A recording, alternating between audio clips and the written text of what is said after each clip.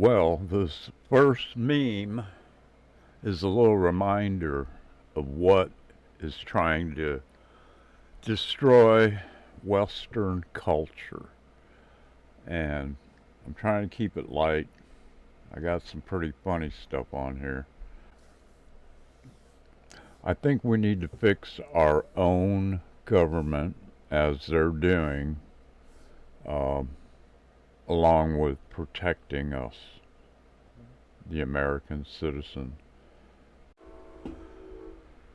This first clip is Caroline, our new press secretary, which is refreshing.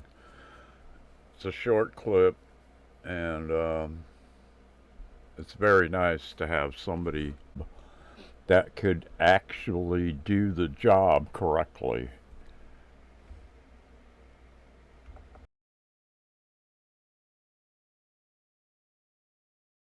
And I would just say a strong message to Democrats who are out there pretending to be outraged about the long list of crap that this administration is cutting, federal waste and funding, like $2 million for sex changes in Guatemala, $6 million to fund tourism in Egypt, $20 million on a new Sesame Street show in Iraq, $4.5 million to combat disinformation in Kazakhstan.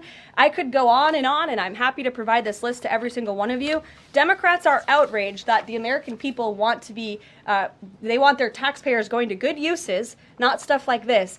But then they're very quiet about the fact that there are still North Carolinians and people in California who have lost everything. And in the last 4 years, this federal government did nothing to help them.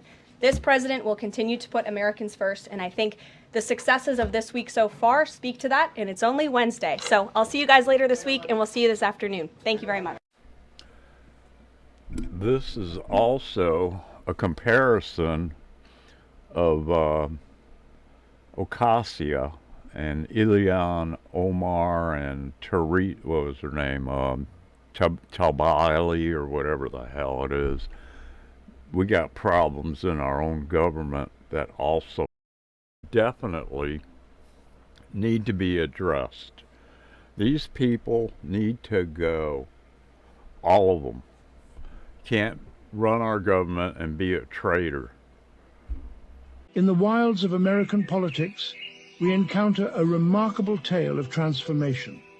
Our protagonist, a young idiotic bartender, embarks on an astonishing journey that takes her from behind the bar to the corrupt halls of Congress overnight.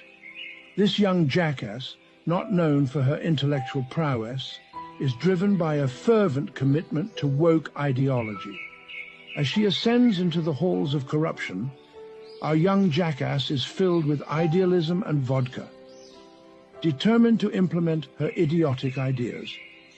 However, the road ahead is fraught with challenges, and her extremely low intellect quickly becomes even more apparent. Her woke policies lead to chaos, and the area she represents becomes even more of a shithole. Illegal immigration surges, straining local resources.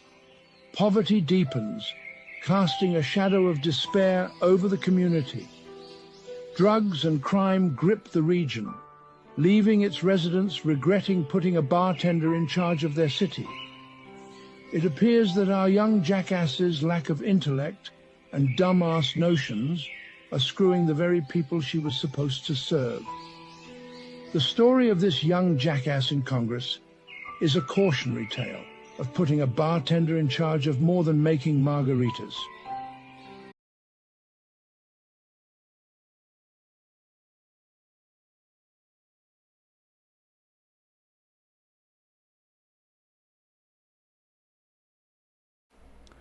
Yeah, this guy came to pick fruits and vegetables. People need to wake up.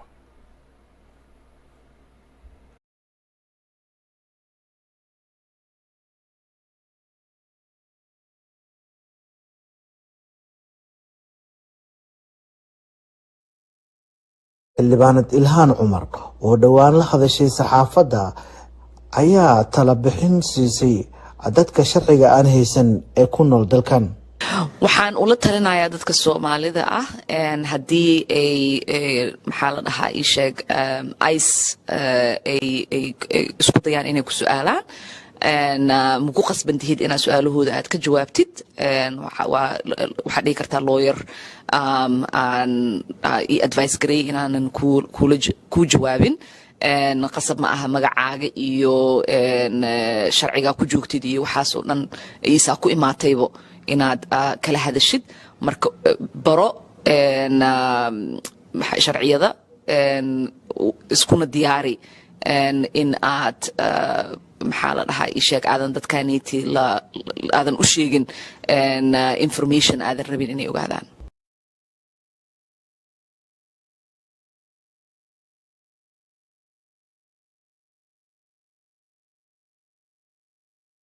Hi, welcome to the Department of Government Efficiency. We were looking over last year's budget and we found some anomalies that we wanted to address. Okay, if you're talking about the military budget, if you want a safe country, that's how much we... Oh, we didn't even start looking at that yet. Get ready for that. No, we were looking at this list here. We wanted to start with the National Pillow Fluffing Initiative. I mean, don't you want your pillow to be fluffy?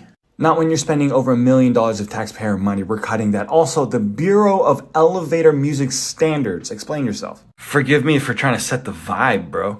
$800,000 a year. The National Velcro Noise Study. What's the problem here? Spend $1 million a year to know that Velcro noise is annoying. Now, the Program of Ice Cube Uniformity and the American Cloud Watching Fund. Okay, that one's a problem, but I'm kind of OCD and I like it when my ice cubes are all the same size and shape, you know? Yeah, we all do, but that doesn't mean you spend $1 million. Now, the Federal Kazoo Orchestra grant? It's amazing what they could do with those things, honestly. The Federal Bureau of Traffic Cone Counting? $256,343. You're welcome. Now, that's what I call $800,000 well spent. I haven't heard a word about the funding that's going on to put this in our skies. This needs to be looked at also. Plus, Bill Gates is supposedly doing this on his own, with his own money. This shit's gotta stop.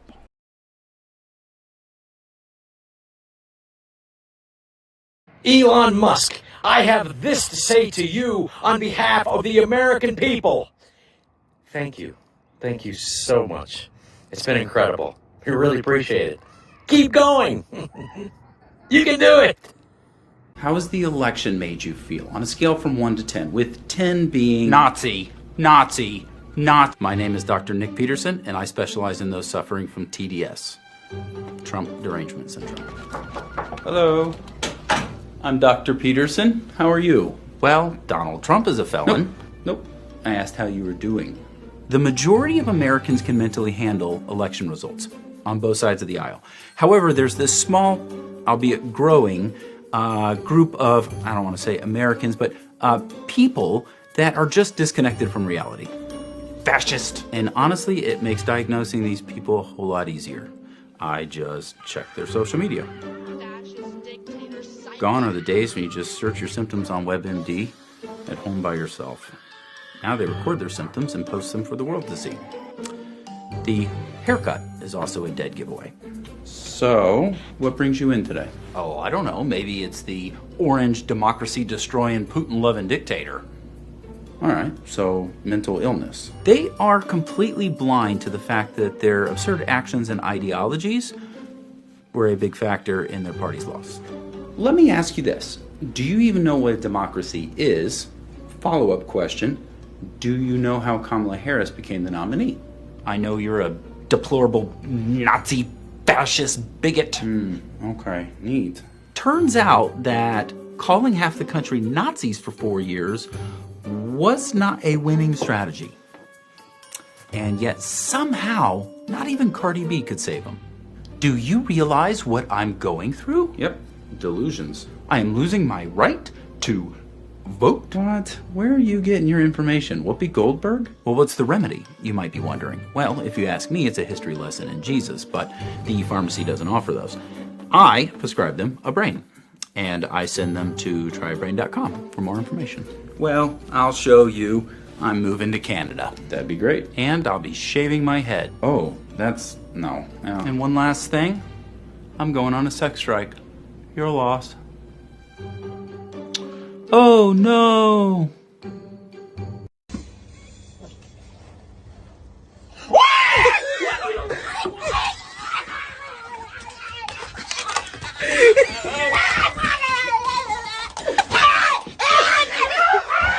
Why was it politically incorrect? God. I'm not liking the devil.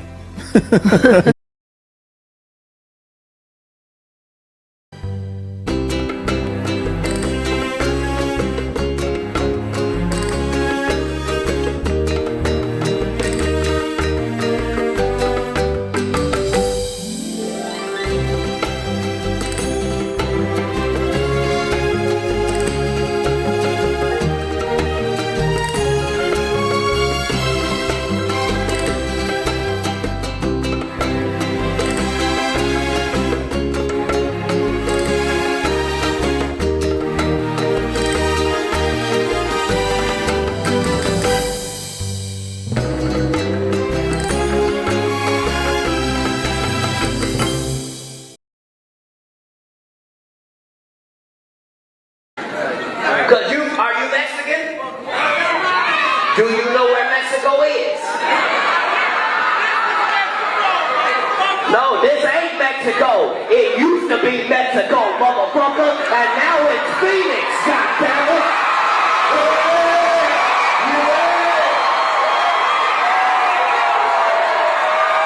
USA, USA, USA, USA, USA.